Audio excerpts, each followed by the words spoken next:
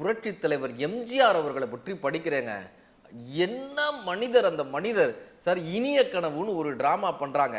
அதுல குண்டுமணின்றவரை அவர் அப்படி தூக்கி நிப்பாட்டுவார், சுத்துவார். அப்படியேவும் அவர் அவ்வளவு பெரிய வெயிட்டா இருப்பார் குண்டுமணி. அவரை தூக்கி சுத்துவார். அப்படிப்பட்ட ஒரு ஆக்ஷன் ஹீரோ, அப்படிப்பட்ட ஒரு பலசாலி.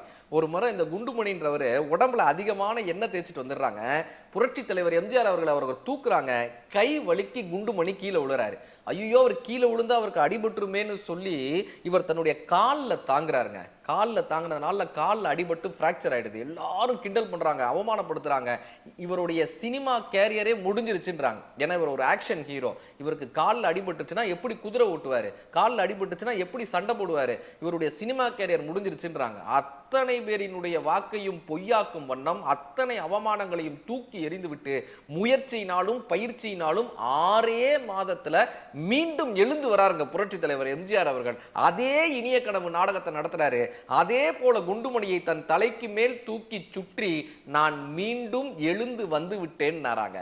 சாதாரண விஷயத்தை அசாதாரண ஆர்வத்தோடு செய்யக்கூடிய சாதாரண மனிதர்கள் தான் அசாதாரண மனிதர்களாக வர முடியும் என்று புரட்சி தலைவர் எம்ஜிஆர் அவர்கள் நிரூபித்துள்ளார்.